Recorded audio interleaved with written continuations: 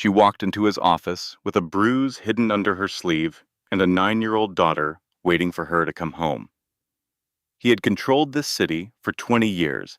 He knew every pressure point, every leverage, every way to make a problem disappear before it became a problem. He had never met anyone like her. Not because she was fearless, because she had already built her system before anyone threatened her. Because when two men cornered her in a parking garage, she was not calculating how to survive. She was calculating the exit angles. And when Marcus Vale stepped out of the shadows and said stop, and every man in that garage obeyed, she looked at him and said, "Who are you?" Not with fear, with the voice of someone collecting information. Here's what nobody in his world understood about Sonia Cross. She was not the threat he could see coming. She was the one who had already prepared for him, and she was the only person in 20 years who would sit across from the most powerful man in Detroit and tell him exactly what she thought. What happened in that room changed everything. Not because of the deal they made, because of the moment when her sleeve moved and he saw what she had been covering. And instead of using it the way a man like him could have used it, he said something that nobody in his world ever said. This is a story about what real power actually costs, and what it looks like when someone finally stops paying. This channel is built for people who understand that some individuals are simply born to operate at a different level. There are lessons that no classroom will ever teach you. Lessons that only the people who have actually held power, lost it, and rebuilt it from nothing truly know. We do not tell stories about crime. We tell stories about mindset, about the kind of backbone that gets forged under real pressure, and about the secrets behind power that most people never get close enough to see. This story is going to stay with you after it ends, not because of the twists, though the twists are real, because somewhere in him you are going to recognize something you have been carrying. A trust you gave to the wrong champons person, a story you told yourself to survive, that turned out to be incomplete, a moment when someone saw you clearly and chose what to do with that. The lesson here is simple, and it is not simple at all. The most informed person in the room can still be the most blind. And sometimes the only person who can help you see is the one who walked in not knowing they were supposed to be afraid of you. If this landed somewhere real for you, drop a comment and tell us which moment hit hardest. Was it the interview? The parking garage? The thing Marcus finally admitted at 11 o'clock at night in a kitchen with nobody watching? Share this with someone who needs to hear it today. Subscribe if you want more stories that do not give you easy answers. We release every week and we read every single comment. We will be here. Take care of yourself tonight. The city does not sleep all at once. It goes down in pieces. The restaurants first, then the bars. Then the streets go quiet, except for the trucks that move through Detroit in the hours before dawn, carrying things from one place to another without anyone watching. Marcus Vale watched this every morning. 5:47 a.m., 22nd floor. Floor-to-ceiling glass and a cup of coffee that had gone cold somewhere around 5:30 when he poured it and forgot to drink it. His right hand held the cup. His left hand was in the pocket of his robe, thumb pressing slow circles against something small. He had been standing at this window for 19 minutes. He did not count the minutes. He just knew, the way a man knows things after enough years of paying attention to everything. Detroit looked different at this hour. Smaller, more honest. The lights on the river were yellow and tired, and the first shift workers were already on the road. And from up here, Marcus could see the shape of the city, the way you can only see something when it does not know you are watching. He had controlled most of what moved through this city for 20 years. Not with guns. People who needed guns had not done the work of making guns unnecessary. Marcus had done that work a long time ago. What he controlled now was quieter and more durable. industrial contracts, union agreements, supply chains that ran through half the factories in the Midwest. He was not a name in the newspapers. He was a name on the back of agreements that nobody read twice because reading them twice would cost more than whatever was being agreed to. His left hand came out of his pocket. He looked at what he was holding. A single white pill, unpackaged, corners worn soft from being handled too many times. His doctor had given him a prescription with 90 of them. He had been breaking them out one at a time each morning for 8 months and carrying the day's dose in his pocket and deciding, somewhere between waking and the start of actual work, whether today was a day he could afford to take it. The pill helped his thinking stay organized. It also made his left hand tremble. He could not have a trembling hand in a meeting. He put the pill back in his pocket, did not take it. The apartment behind him was clean in the way that told you nobody actually lived there. A couch that had never been slept on. A kitchen that smelled faintly of coffee and nothing else. One bookshelf with history books and one volume on neurological disorders, with a bookmark about a third of the way through. On the nightstand beside the alarm clock, there was a picture frame turned face down. He had not turned it back over in 15 years. By 8:15, he was in his office on the 8th floor of a building in the business district that had no signage worth mentioning. His assistant brought the morning files. His assistant did not ask questions. That was the first quality Marcus had looked for when he hired her, and it remained the most important one. At 8:30, three directors from a transportation union sat across the conference table from him. Marcus sat at the head of the table, with both palms flat on the wood. No laptop. No pen. He had decided before he walked in, which meant the meeting was already over. What remained was letting the other people in the room catch up. One of the directors, a heavy-set man named Patterson, began presenting about a wage dispute with a parts manufacturer in the Gray Show corridor. He had slides. He had data going back 4 quarters. He had a suggested approach that involved 3 separate escalation stages and a timeline of 6 to 8 weeks. He spoke for 4 minutes before Marcus raised one finger. Patterson stopped mid-sentence. "The number they're offering is not the number," Marcus said. "The number they're afraid of is. Find that number first."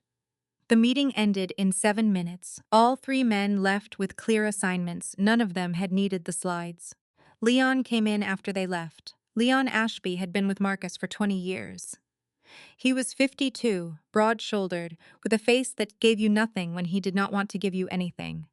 He moved quietly for a large man, the way someone moves when they have spent decades learning to take up only as much space as necessary. He set a small glass pitcher of water on the corner of Marcus's desk. This was what he did every morning and every afternoon. Not a cup, not a bottle. A glass pitcher with a lid, ordered from a specialty store and replaced every 2 weeks.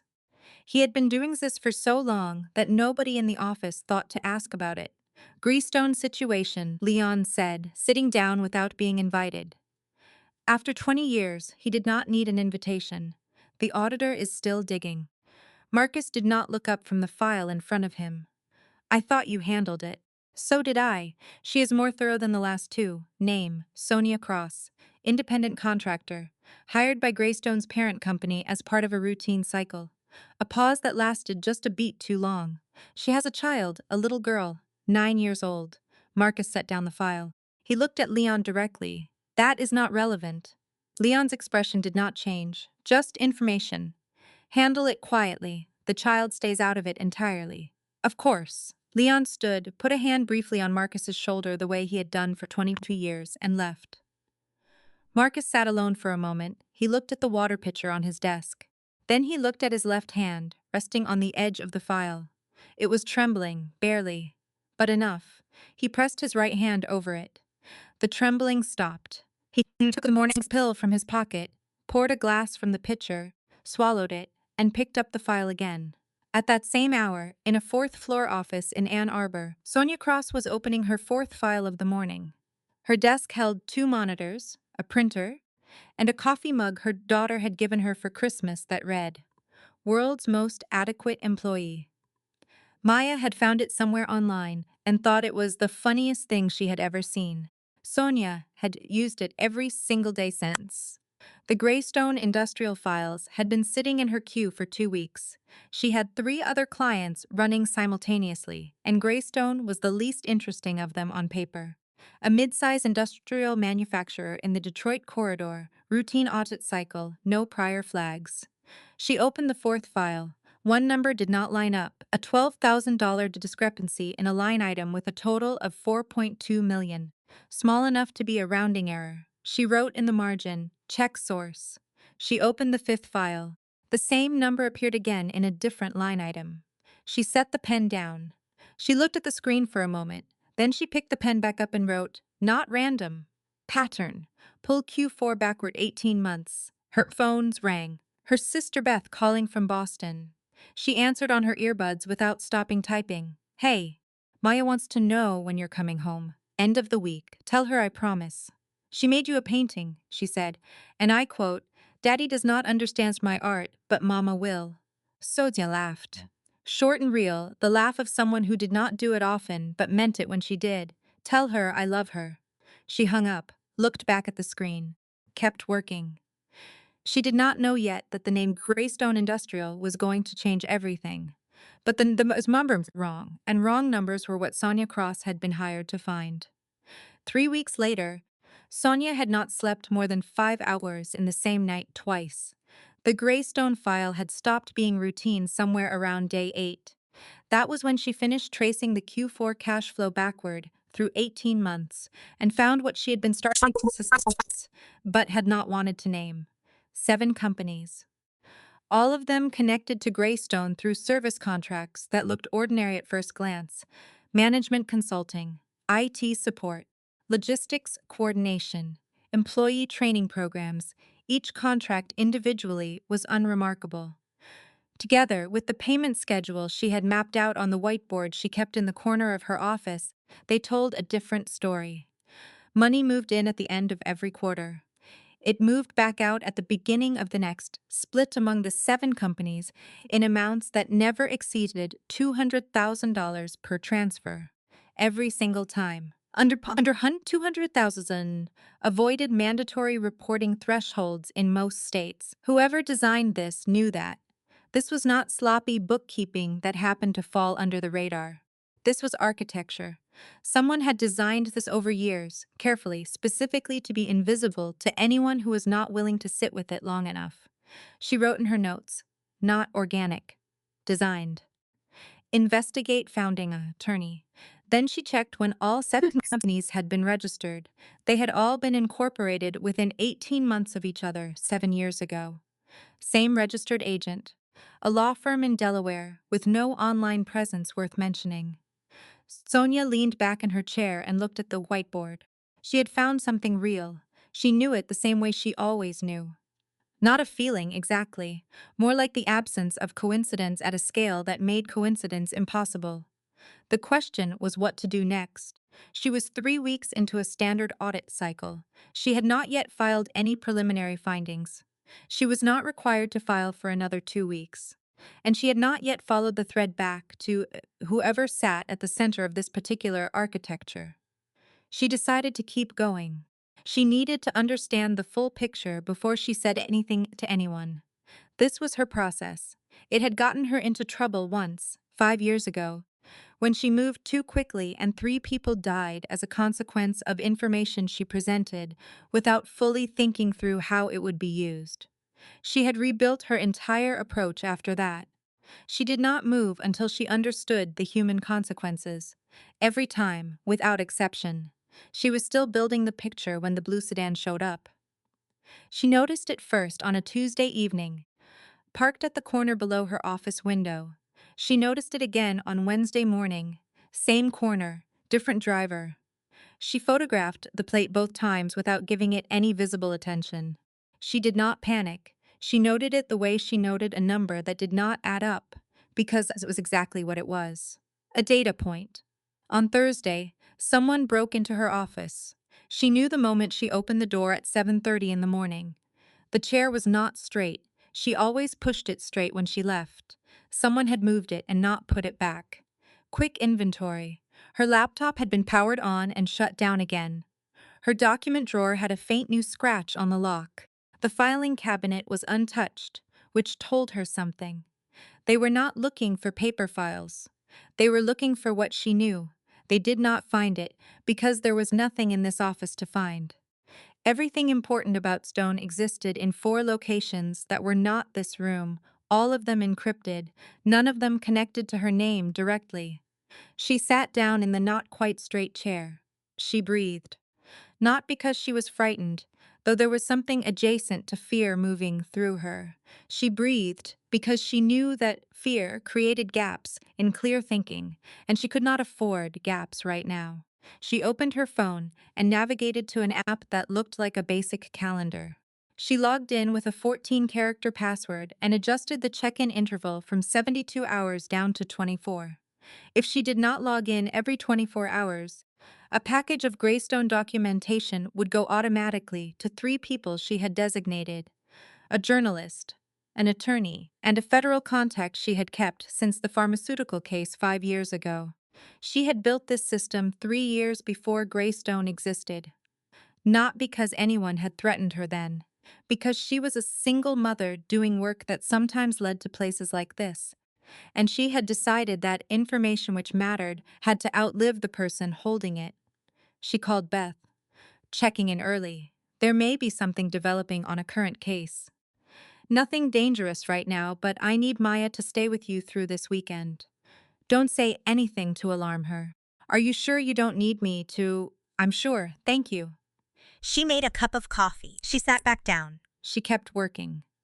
This was the most important thing about Sonia Cross, the thing that nobody who underestimated her ever understood until it was too late. She was not fearless. She was organized enough that fear had to wait in line behind everything else that needed to get done.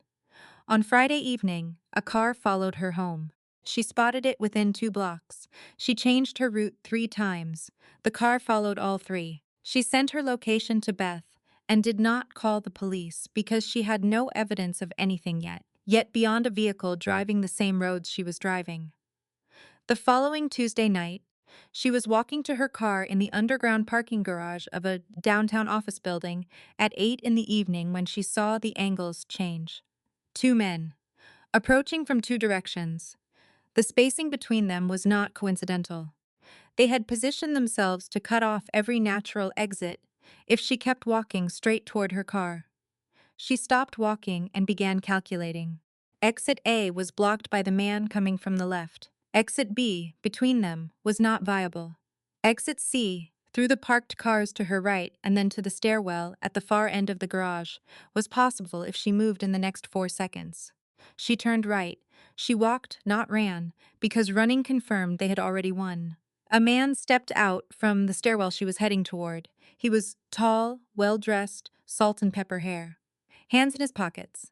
He was not moving toward her. He was standing still, watching the situation the way someone watches a problem they have come to assess rather than create. "Stop," he said it quietly, not a shout, a statement.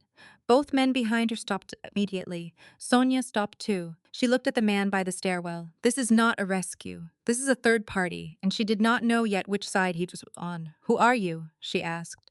Even. Steady. "Someone who needs to know what you found. In a parking garage at 8 o'clock at night. Your office was unavailable, for obvious reasons."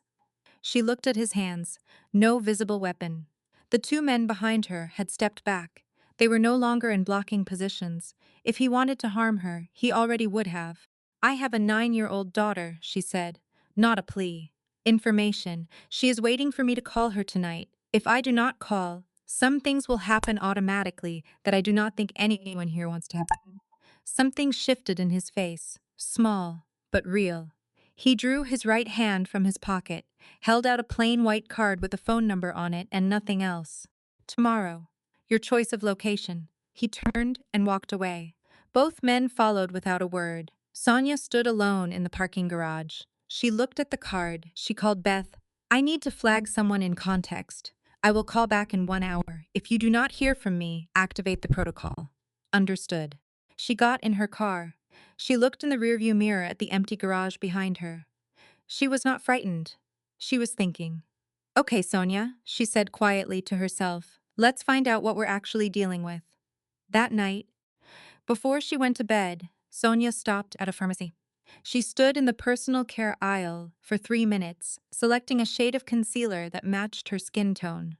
Then she went to the small restroom at the back of the store and stood at the sink under the fluorescent light and looked at what she had been carrying under her sleeve for the past 4 days. The bruise on her left forearm was deep purple with yellow at the edges. Deliberate in origin. 4 days ago, two men she did not recognize had grabbed her in the parking lot near her old office and shoved her against a concrete wall hard enough to leave this mark. They had not said anything. They had not taken anything. They had just made sure she knew they could get close. They were not the same two men from tonight. They were from a different direction entirely. She applied the concealer carefully, checked the smaller discoloration near her left cheekbone, added foundation over it, looked at herself in the mirror under the bad light. Good enough. She was not covering these because she was ashamed of being hurt. She was covering them because she was walking into a room tomorrow with a man who had just demonstrated that he could stop two other men with a single word, and she needed to be the professional in that room, not the victim. The moment someone saw her as someone who needed protection, they stopped hearing her as someone whose analysis they needed to respect. She had learned that early, and she had never forgotten it. She called Marcus the next morning at 9. Location, 847 Woodward Avenue, 3rd floor, room 38. It is a law office. I have a key. The building has cameras on every hallway, and the fire exit gets you to street level in 40 seconds. A brief silence. He understood immediately what she had done. She had researched the location. What time? 11. Come alone. She arrived 15 minutes early. She sat up at a table with her back to the wall, facing the door, her phone on the table, face up, her right hand in her lap, her left forearm resting on her thigh, the sleeve of her blouse fully covering the bruise. Marcus arrived at 11 exactly, alone, as she had asked. He scanned the room when he entered, not suspiciously but reflexively, the way someone scans a room when they have spent decades entering rooms that sometimes contained problems. He found her. He crossed the room and sat down across from her. No preamble. Walk me through the Q4 flow structure you traced, he said. She recognized the move immediately. He was not asking what she had found. He already knew what she had found. He was asking how much she understood about what it meant. You already know what I found, she said. You are not asking what it is. You are asking how much I understand about what it means. He stopped. For the first time since he sat down, she could tell she had taken the pace of the conversation away from him. Yes, he said. Then I will save us both some time. I understand enough. The 7 subsidiaries, the payment architecture, the timing relative to reporting thresholds. I understand what it is and roughly what it has been used for, and I have made arrangements so that what I understand does not disappear along with me. A pause. He did not overreact, did not threaten, just sat there looking at her. You have a daughter, he said, not a question, not a threat, just naming what was already in the room. Yes, she said. And that is why I built the dead man's switch 3 years before I ever heard the name Greystone. Not because someone was threatening me then. Because I am a single mother doing this work, and I could not allow an audit to become the thing that destroyed my daughter's life if something happened to me. So the system was not a reaction to this. No. It was there before I opened their first file. Something changed in Marcus Vale's face. Small, but it changed. Not admiration, not concern. Something closer to recognition. She reached across the table to pull a folder toward her, and her sleeve slid up. Just a few inches. Just long enough for the edge of the bruise on her forearm to become visible. Deep purple, unmistakable. She pulled the sleeve down immediately, opened the folder, did not look up. He did not say anything right away. He looked at the documents she was pointing to. He listened to her explain the pattern she had traced through 18 months of Greystone's financials. Then she glanced up and he was not looking at the documents. He was looking at her. The people who did that, he said, voice low and flat, were not mine. She did not seem surprised. I know. Yours would have been less obvious. You should not have to cover it. I am not covering it because I am afraid of you, she said directly. I am covering it because I do not want it to be the most important thing in this room. We are here to talk about Greystone. A long silence settled between them. And then Marcus Vale, who had controlled every conversation he had been in for 20 years by never letting anyone see that something had affected him, gave a small nod, not to her, to himself. Go ahead, he said. The deal he offered was straightforward. 60 days. She held her filing while he closed Greystone cleanly. No workers harmed, received. No jobs lost. At the end of 60 days, she received complete documentation on her entire financial structure to report whenever she chose. Why 60 days? She asked. Because I need time to do it right. That is a timeline, not a reason. He held her gaze. This was the question he did not want to answer, because the true answer involved things he had not said to anyone. I am in the middle of a transition. Things that need to close properly take time. She heard the space between those words. You are stepping down. Not a question. He neither confirmed nor denied it. Why should I trust someone whose entire operation is built on people, not asking questions? She asked. Because I am inviting you to ask questions. Every 2 weeks, in writing, and I will answer them. She looked at him steadily. Then she laid out her conditions. I will agree to 60 days under 4 conditions. First, I verify progress every 2 weeks with real documentation. Second, if I have any reason to believe the process is being deliberately delayed, the agreement is void immediately. Third, my dead man switch stays active. You do not interfere with it in any way. Fourth, my daughter is never brought into this, not in any form, not for any reason. Agreed, he said. No negotiation. You have set conditions that protect your safety and ensure accountability. Those are reasonable terms. Most people try to negotiate the oversight down. Most people have not met someone who built a better system than theirs. She looked at him for a long moment. For the first time that morning, she was not entirely certain she was reading him correctly.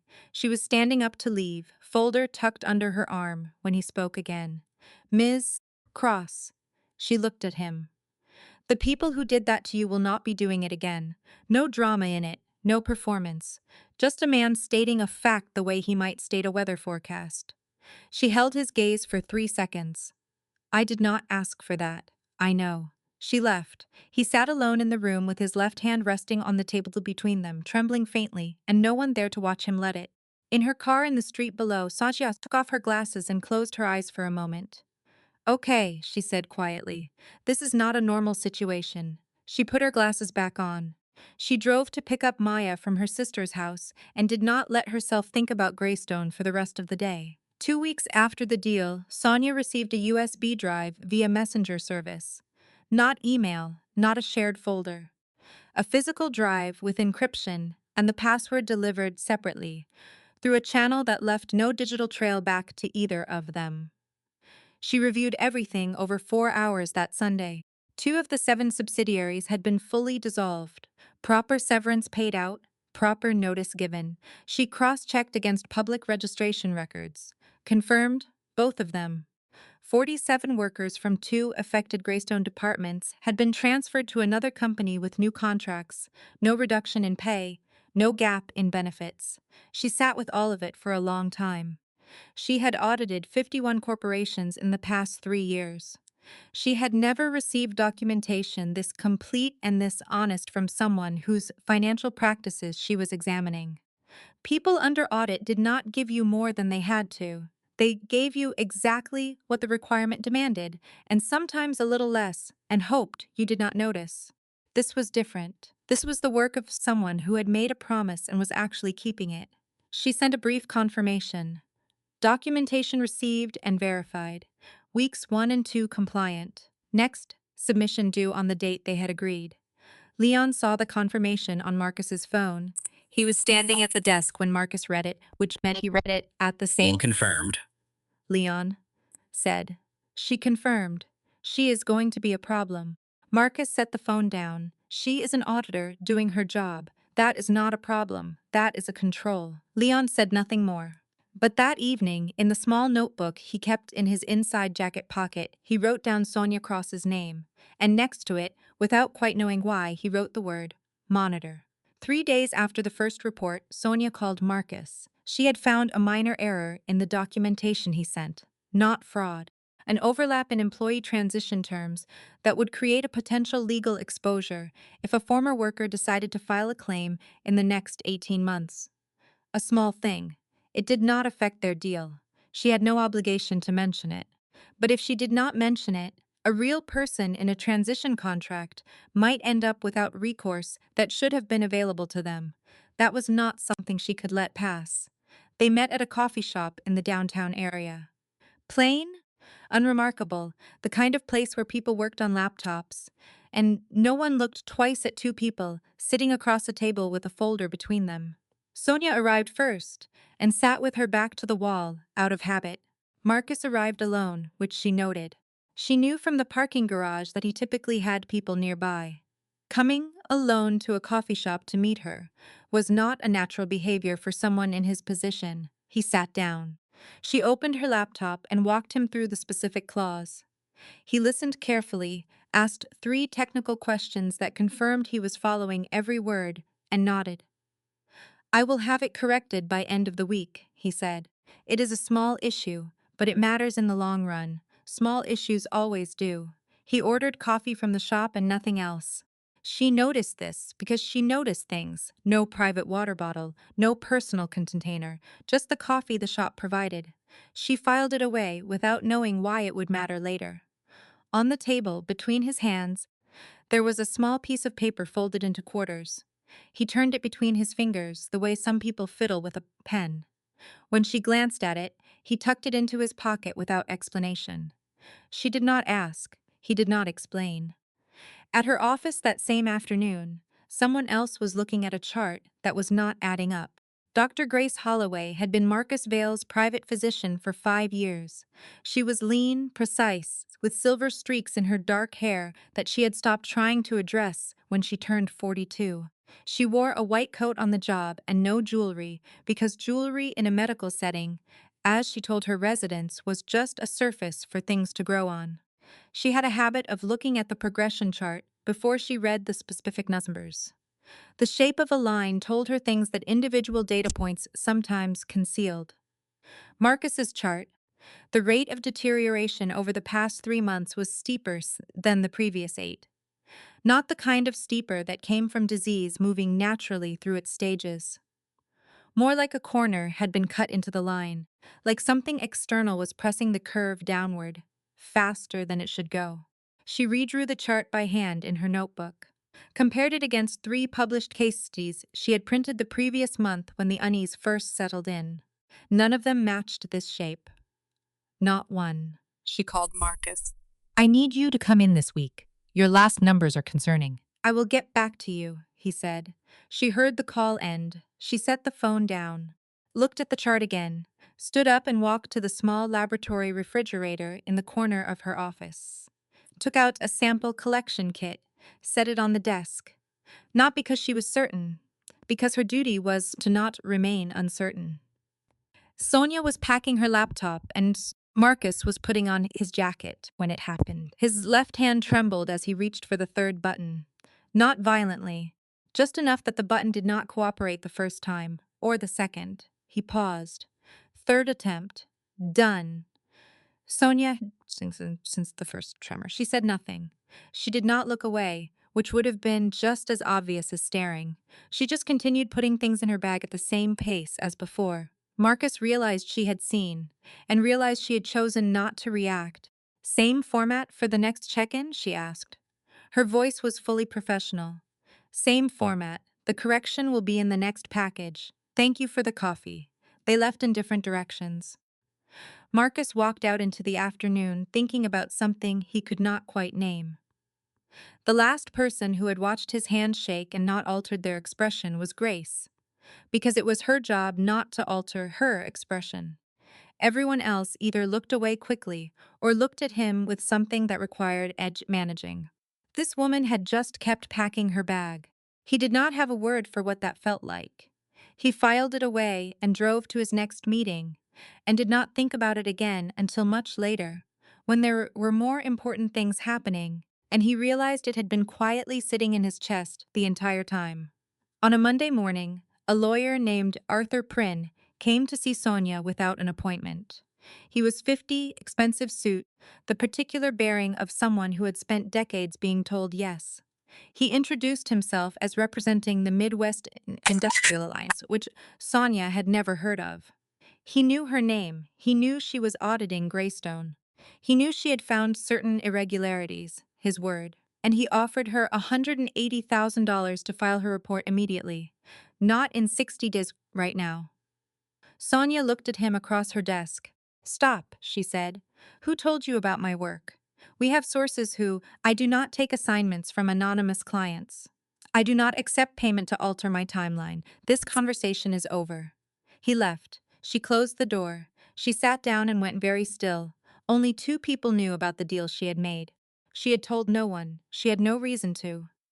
Marcus had every reason to keep it quiet. The deal benefited him, so if someone outside that room knew, there were only 2 explanations. Either Marcus had told someone, or whoever he had told was not keeping the information to themselves. She called her attorney contact, Tom Welch, in Washington. Tom, I need you to run a corporate name for me when you have a moment. Midwest Industrial Alliance. I need to know who is behind it. How urgent? Not urgent, but real. She hung up. She wrote Arthur Prynne's name in her notebook. She wrote the name of his firm underneath it.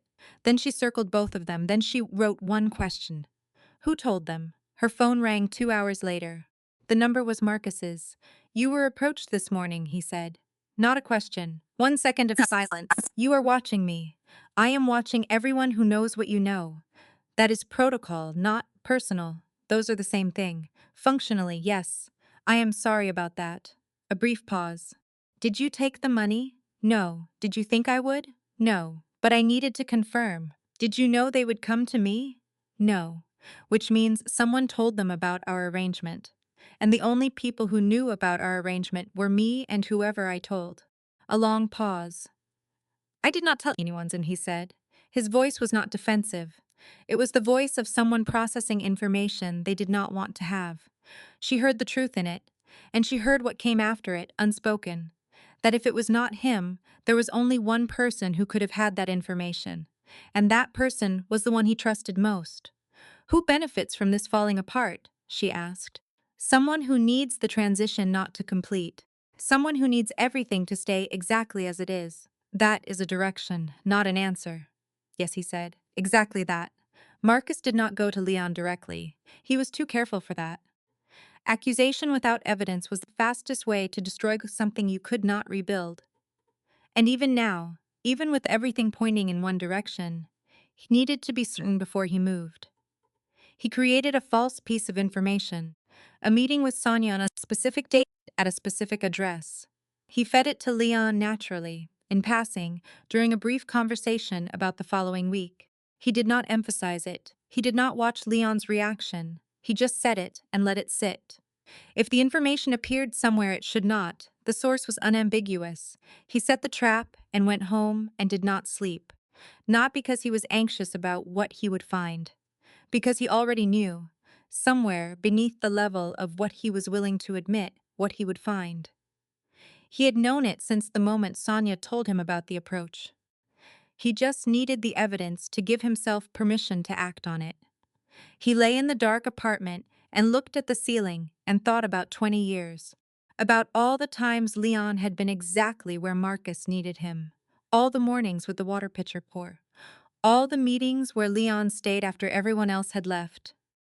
All the times Marcus had taken it for granted as loyalty and not thought to look at it from another angle. He did not sleep that night.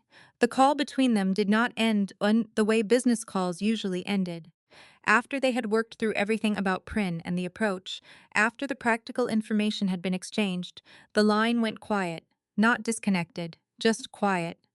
Marcus, she said, the first time she had used his name without the formal prefix. He registered it. Yes. Are you okay? It was such a simple question. He could not immediately remember the last time someone had asked it and meant it the way she clearly meant it. Not about his health, not about a situation. Just, are you okay? He did not answer right away. Call me if they approach you again, he said, and ended the call. Sonia held the phone for a moment after the line went dead. Yeah, she said quietly to the empty room. You are welcome. Grace Holloway had been practicing medicine for 18 years, and she had learned a long time ago that instinct was not the problem. Instinct was the signal to start collecting data. The instinct about Marcus Vale's chart had been sitting in her chest for 6 weeks by the time she sent the water sample to the lab in Columbus. She had taken the picture at his last appointment under the pretext of a new water quality protocol. Not a convincing reason, but sufficient not to raise immediate alarm. He had looked at her for a second. He had let her take it. She sent it under a name that was not hers.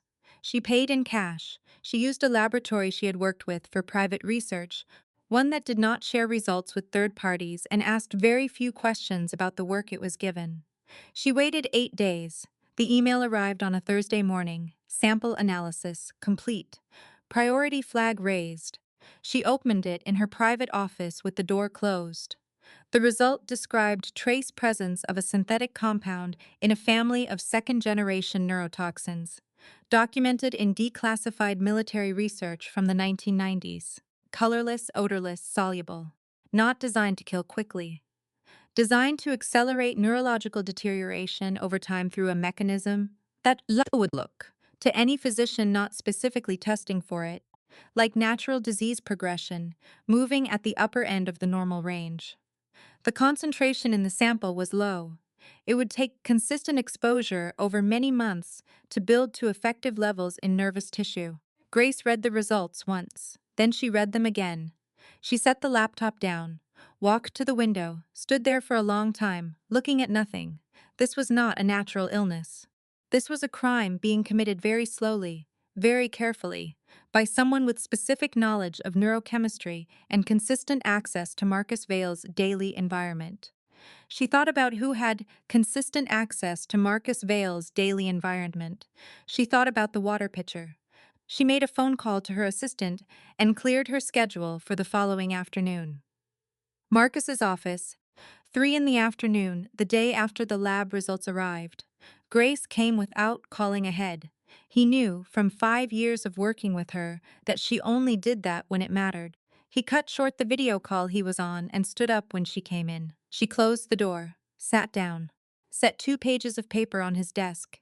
The lab results and a single page of her own notes explaining the compound and the mechanism in terms that did not require a medical degree to understand. She said nothing. He sat down. He read both pages, every line. He set the papers down. He looked out the window. How long? He said, not asking about his prognosis. Asking about the exposure. She understood immediately. Based on the concentration levels, approximately 6 to 8 months of consistent exposure. Possibly longer if the initial doses were lower and increased gradually over time. The compound. Who would need to know about it? Someone with advanced medical knowledge, or access to someone who has it. This does not come from a pharmacy. It is synthesized. Whoever is doing this either has a chemistry background or a relationship with someone who does. Marcus looked at his left hand resting in his lap. It was trembling. He set his right hand over it, not to hide it, for something to behold. If we eliminate the source, he said, if the exposure stops entirely, what happens to the progression? It slows significantly. The damage that has already occurred cannot be reversed. But, without continued exposure, the artificial acceleration stops. Your prognosis moves back toward natural progression. We could be talking about years of difference, Marcus. How many years? Potentially 4 to 5 before significant functional impact. Compared to what the current rate was projecting, that is a conservative estimate. With proper treatment, it could be more. He was quiet for a long moment. Enough time to do what needs to be done, he finally said. Grace looked at him steadily. Enough time to live, not just to finish things. Thank you, Grace. Thank you for not coming to me before you had something real. I would never have done that. I know. That is why I trust you. She left. He stayed in his chair without moving for 3 full minutes. Then he stood up, walked to the water pitcher on his desk, reached for it, and stopped. He picked it up and set it on the floor in the corner of the room, away from where he was sitting. He sat back down. He took the folded piece of paper from his left pocket. He held it in his left hand, which was trembling now with nothing to press it still. The paper was old, the fold lines soft from being opened and refolded too many times. He did not open it, he just held it. 20 years. 20 years of the water pitcher every morning and every afternoon. 20 years of the hand on the shoulder when everyone else had left the room. 20 years of the quiet loyalty that Marcus had never examined too closely because he had been grateful for it, and gratitude made you careless about what you were grateful for. He thought about Leon. He thought about the only question that mattered now. Who else had been alone with the water supply, consistently, for 8 months, without Marcus ever thinking to question it? There was only one answer, and beneath that answer, pressing against the back of it like something that had been waiting a long time for the door to open, was a second question he had not yet let himself ask out loud. If Leon was capable of this, what else had he been capable of? He thought about Diane. He thought about the flower on the desk and the words "I'm sorry" and the way he had not asked for details because he had not wanted them. He opened the folded paper. Old handwriting, faded. Call me? When you're ready. D. He had been carrying this for 15 years. He had not called. He had not thrown it away. He had just carried it. Leon recognized the trap on a Friday afternoon. He was reviewing Marcus's schedule for the following week, which he had done every Friday for 20 years, when he saw a meeting listed with the initials SC at an address he did not recognize. He checked the address. No building at that location. The street number did not exist. He set his phone down on the desk of his own small office. He sat very still for a long time. Marcus was testing him, not confronting him, not accusing him. Testing.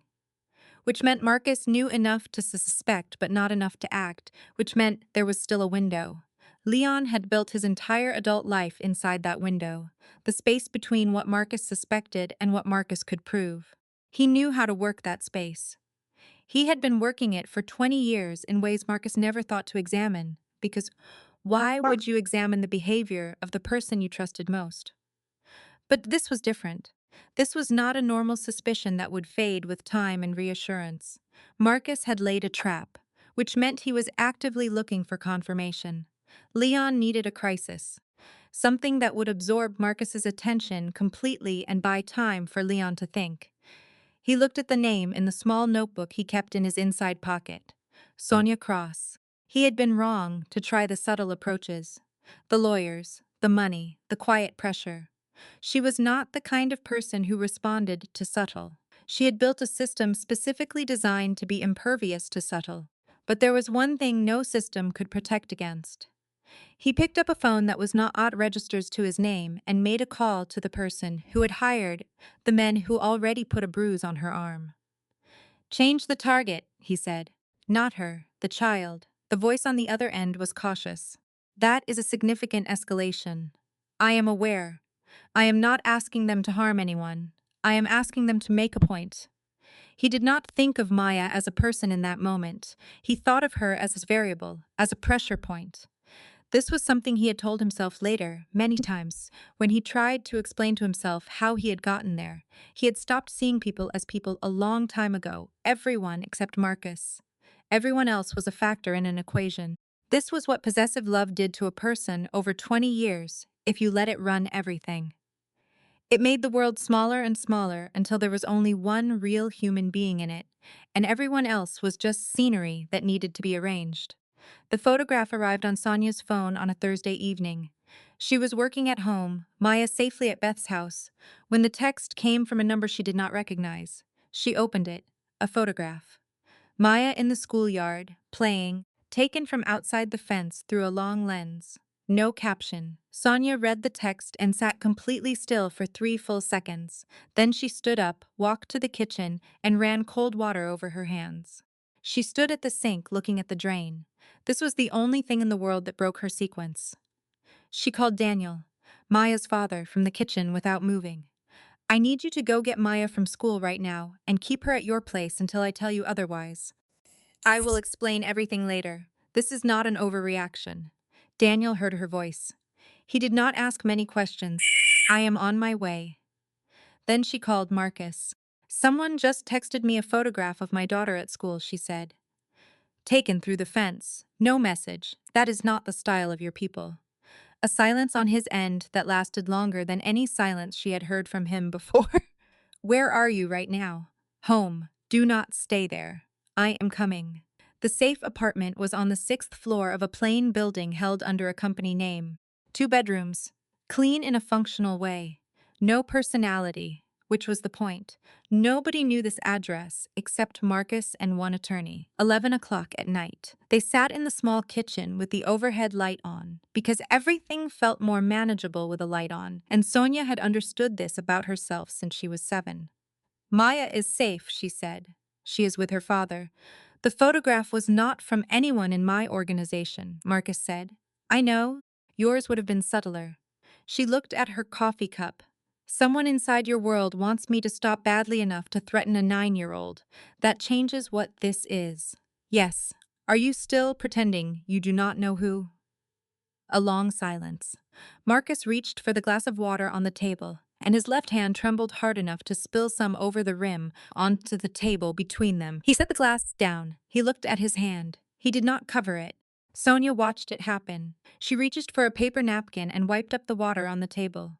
No drama, just the small practical thing. How long have you had that? She asked. Even steady. 8 months, officially. A pause. Unofficially, I think someone helped it along, in ways I have not said out loud to anyone yet. Have you confirmed it? Yesterday. Who? I do not know yet with certainty. I have a suspicion I have been fighting for days. She held his gaze. The hardest evidence to accept is the evidence that proves someone you trusted.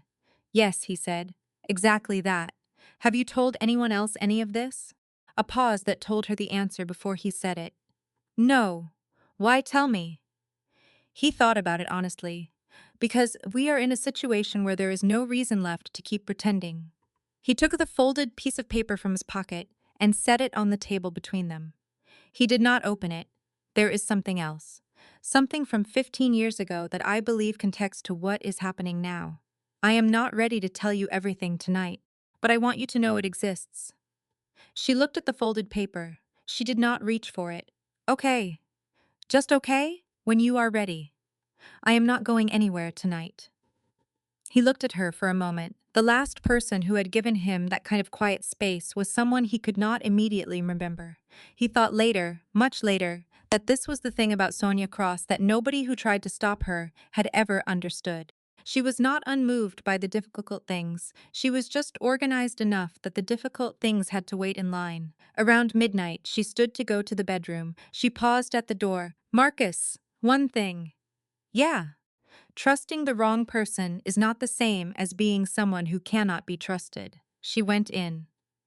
He sat alone in the kitchen with the folded paper in front of him, and his left hand resting open on the table beside it, trembling gently, and for the first time in as long as he could remember, he did not cover it.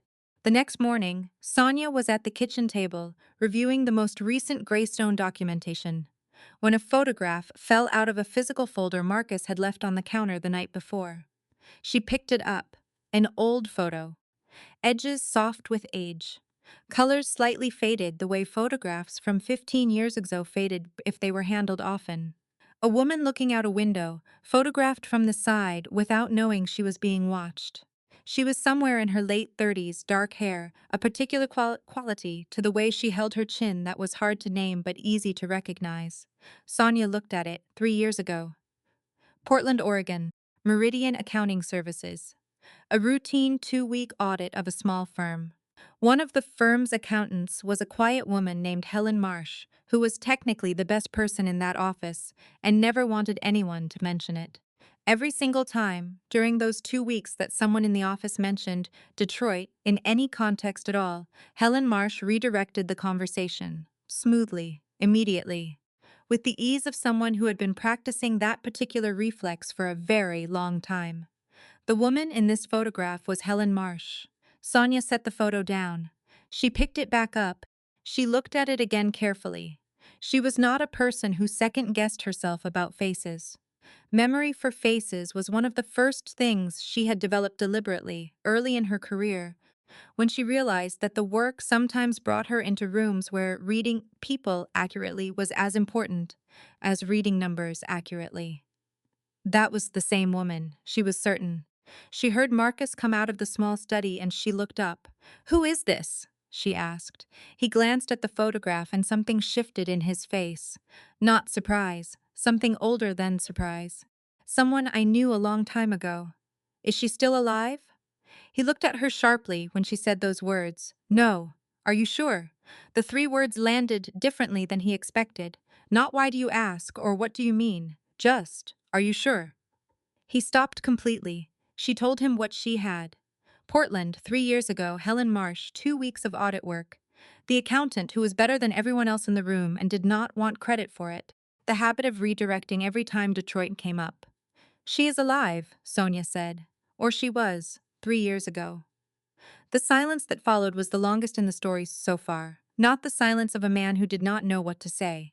The silence of a man who was reconstructing something, methodically, piece by piece, from the inside. "I searched for her for 3 years," he said. Not to Sonia exactly, just to the air in front of him. Then someone told me she was gone. An accident out of state. I believed it. I stopped looking. "Who told you?" He looked at her. "The only person I trusted at the time." He called Leon into the office that same afternoon. No explanation. Leon arrived with the practiced expression of a man who did not know what was coming. He had been developing that expression for 20 years, and it was very good. Marcus was sitting in the chair beside the desk rather than behind it. Not the power position. Leon clocked this immediately. Two things on the desk, Grace's lab results, and the photograph of Diane. Marcus said nothing. He let Leon look. Leon looked at the lab results, looked at the photograph, looked at Marcus. 1 second. 2 seconds. Then Leon sat down without being invited, because his legs would not hold him standing. "I never wanted to hurt you," Leon said. "Diane is alive." Marcus cut through it flatly. Leon was quiet. "She is alive and you told me she was dead. You did something to make her leave. You threatened her into staying gone. And then you told me she had died so I would stop looking for her. And for the past 8 months, you've been slowly poisoning me with something designed to look like natural disease progression to anyone who was not paying close enough attention. Help me understand this, Leon. I have known you 20 years and I cannot make any of it add up." Leon looked at him. He did not perform innocence. He had passed the point where that was possible. When she was around, Leon said, "You were someone else, someone I did not recognize. Someone who did not need me the way you always needed me. And I was afraid. Afraid that if she stayed, you would become someone who did not need me at all. And I did not know who I was if I was not standing next to you." The words fell between them like a stone into still water.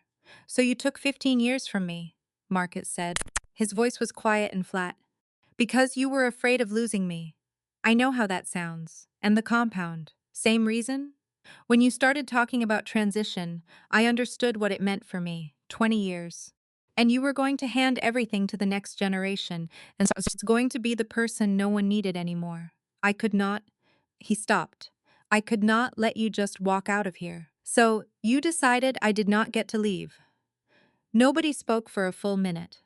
"You took 15 years from me," Marcus said. "From her. From whatever we might have been, and you did it, because you were afraid of losing me. But Leon, you lost me the day you decided you had the right to make that choice. You were not protecting me, you were owning me, and I never knew it." "Marcus, get out." Leon stood, walked to the door, stopped with his hand on the frame, did not turn around. "I loved you the only way I knew how," he said. "I know," Marcus said quietly. "That is the most frightening thing about all of this. Get out, Leon." The door closed. Marcus sat alone in the quiet room for a very long time. He looked at the photograph of Diane. 3 years ago, she had been living in Portland under a different name, working in a small accounting firm, and every time someone mentioned Detroit, she changed the subject with practiced ease.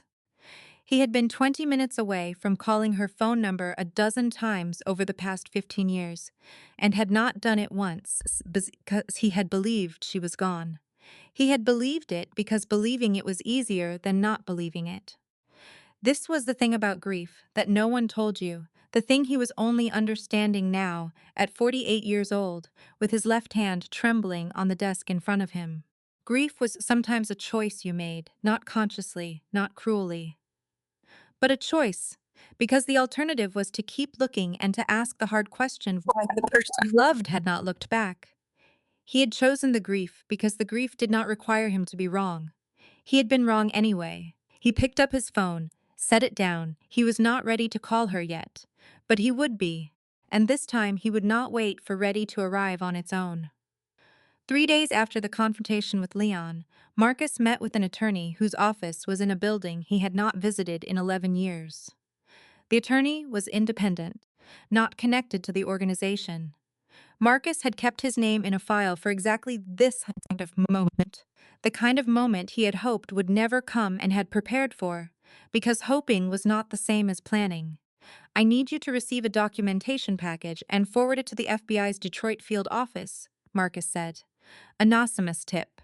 Enough material to open a formal investigation. On whom? Someone who has worked with me for 20 years. The attorney looked at him carefully. Marcus, this will pull threads that connect back to I know. Do it. The attorney nodded slowly. All right. Marcus drove home after that meeting and sat in the apartment for a while in the early evening without turning on any lights. He had thought about it through 2 nights. The simple answer, the answer that his world had always provided, was available to him. Leon could be handled the other way. Quietly. Permanently. Nobody would ask questions that Marcus could not answer. But if he did that, he confirmed the thing he had been trying to walk away from. He confirmed that there was no exit from this world that did not define you by it. He had been telling himself for 2 years that he was stepping back, that the transition was real, that what came after would be different. You did not get to believe that and then solve problems the old way when they became inconvenient. And there was something else, something he did not say out loud even to himself until much later. Sonia's daughter had been photographed through a school fence because of decisions made by someone acting inside his organization. If Marcus wanted to be the kind of man who could look at that fact squarely, the way he handled what came next had to be different from everything that had come before. The legal system was slower, messier, more uncertain. It asked more of him than the alternative. He chose it anyway. Grace's office, Wednesday morning. First appointment Marcus had kept on time in 4 months. She did not comment on this. She just began. With the compound identified, I can start a modified treatment protocol targeted specifically to this neurotoxin class. It will not reverse the neurological damage that has already occurred, but it will stop the acceleration. What does that mean for the timeline? If we begin immediately and there is no further exposure, I project the progression rate drops by 60 to 70% compared to the past 8 months. Instead of 18 months before significant functional impact, you may be looking at 4 to 5 years. That is a conservative estimate. Marcus looked at his left hand. Enough time, he said quietly. Enough time to live, Grace said, not just to close things out. Those are different things. He looked up at her. How long have you been wanting to say that? About 3 weeks. Say it whenever you need to from now on. She nodded. She began writing out the new protocol.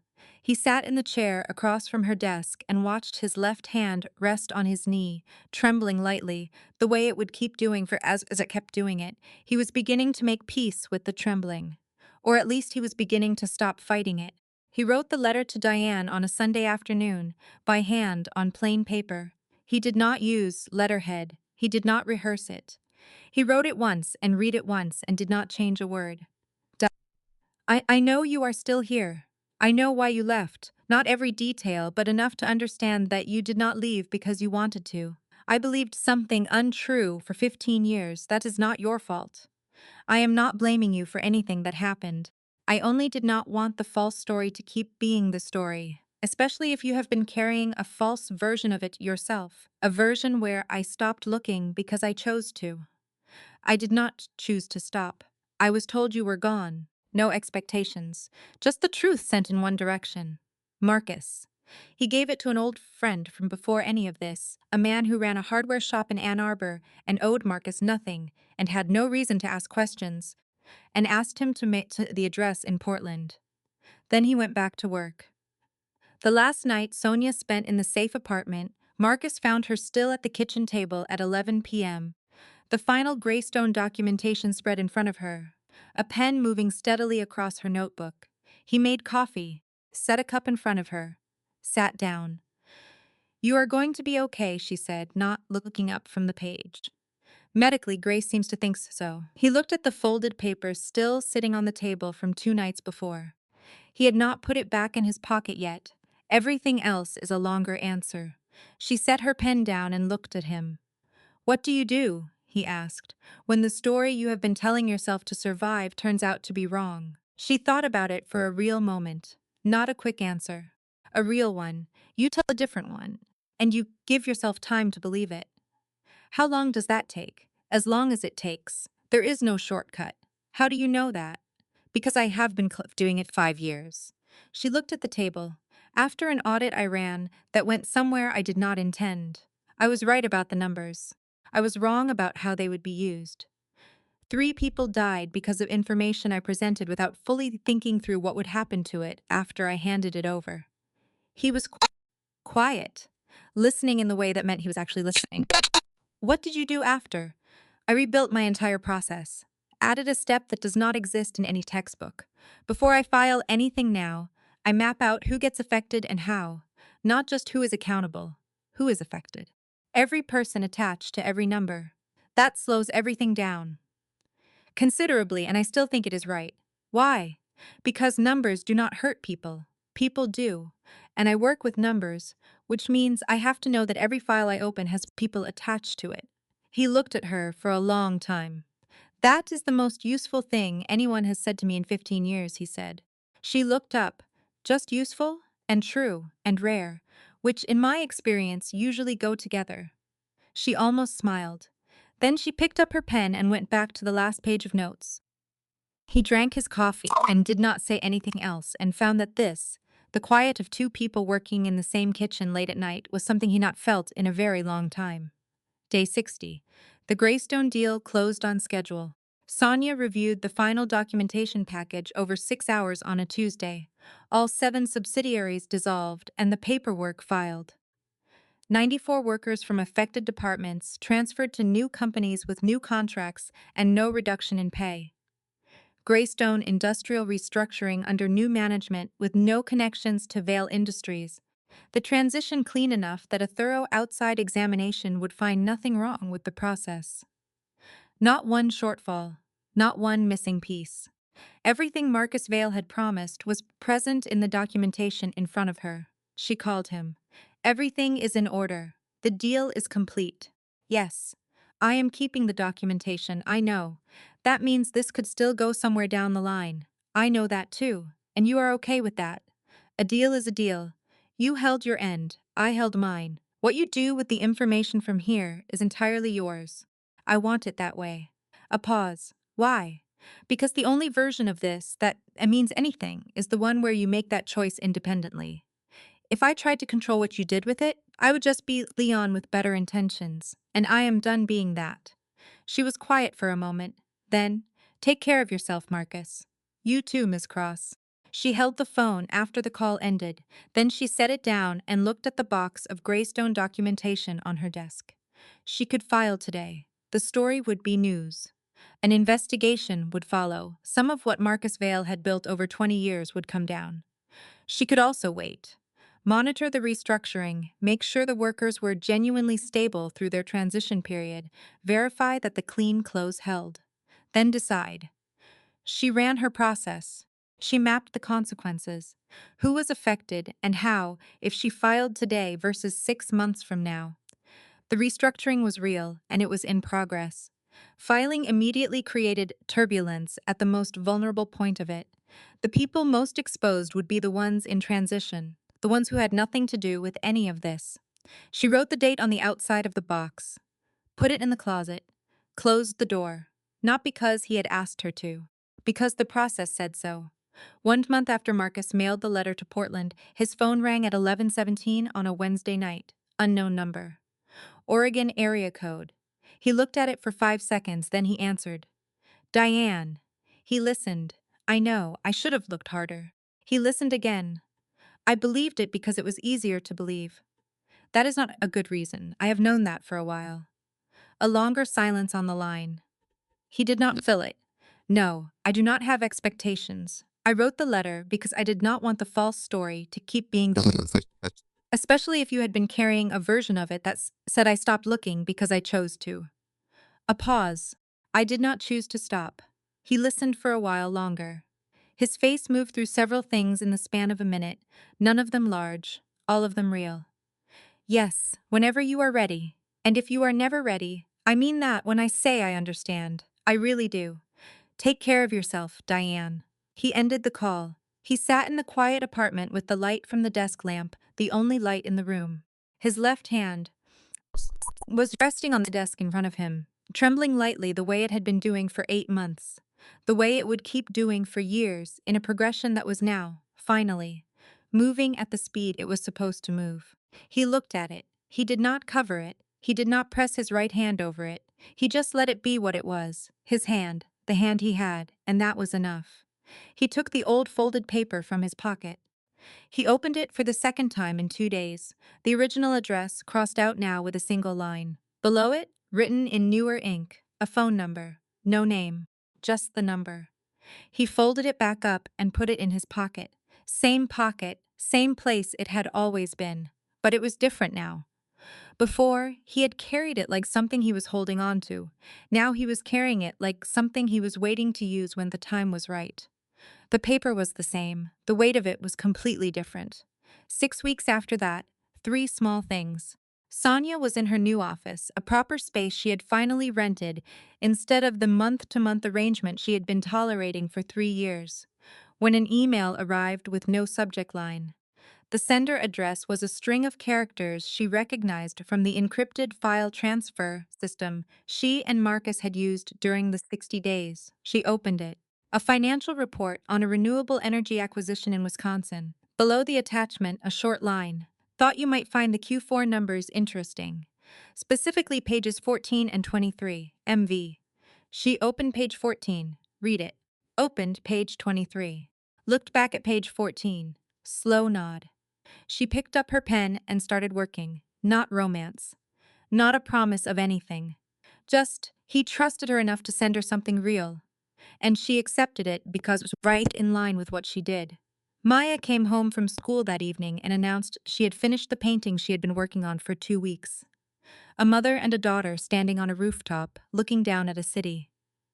Why on a rooftop? Sonia asked.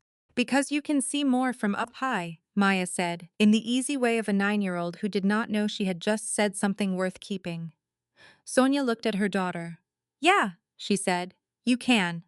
In Grace's waiting room, Marcus sat with ordinary patience under ordinary fluorescent light and waited for his name to be called like everyone else. He had the old folded paper in his hand, open, the phone number visible. He looked at it for a while.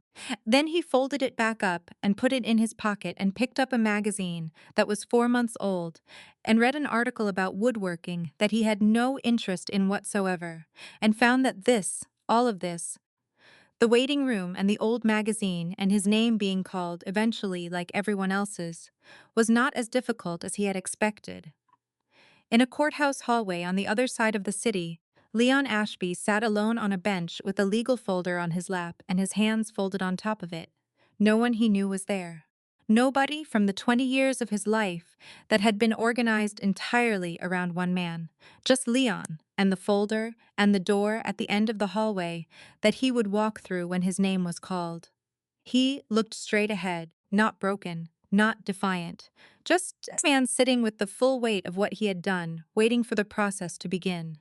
A man who controls a city learns to manage information. He learns who knows what, and when they know it, and how to make sure the things that would cost him the most stay in the places he can control.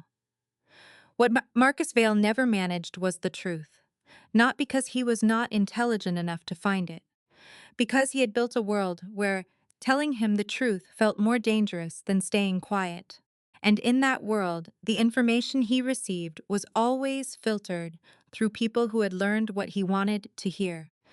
A single mother with a bruise under her sleeve and a daughter waiting for a phone call was the only person who walked into his world not knowing she was supposed to be afraid. She was the only person who sat down across from him and said exactly what she thought. And that, precisely that, was the reason she was the only person he could actually hear. Information is not truth. The distance between those two things is exactly the size of the space where the person you trusted used to stand. But here is what this story is really saying. You do not have to run anything to build those walls.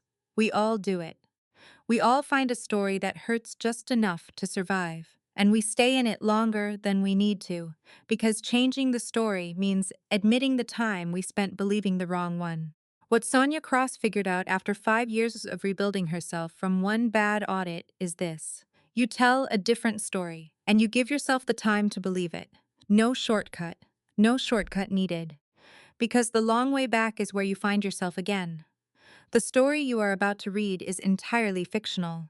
While it may draw inspiration from universal human experiences, it does not depict real people or actual events. Any perceived parallels are coincidental and should not be interpreted as deliberate representations.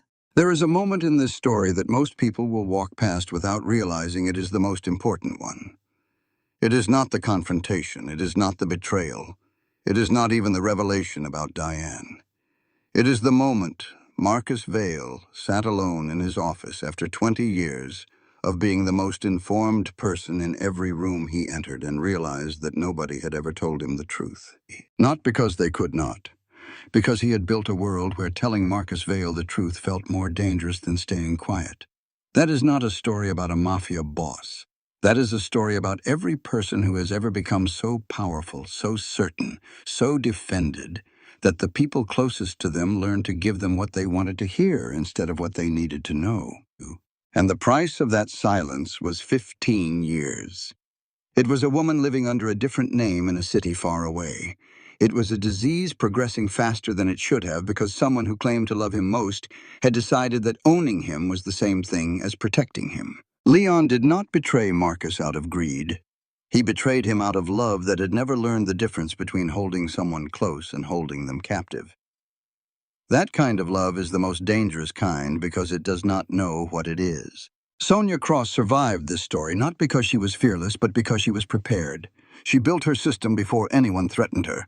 She covered her bruise not out of weakness, but out of strategy. And when she sat across from the most powerful man in Detroit, she told him exactly what she thought, because she did not know she was supposed to be afraid. The lesson is this: the walls we build to survive can become the walls that keep us from living. The stories we tell ourselves to get through the hard years can outlast their usefulness and become the prisons we cannot see. Real strength is not the absence of vulnerability. It is the willingness to be seen clearly by someone you cannot control and to let what they see be true. That takes more courage than anything else in this story, and it is available to every single one of us.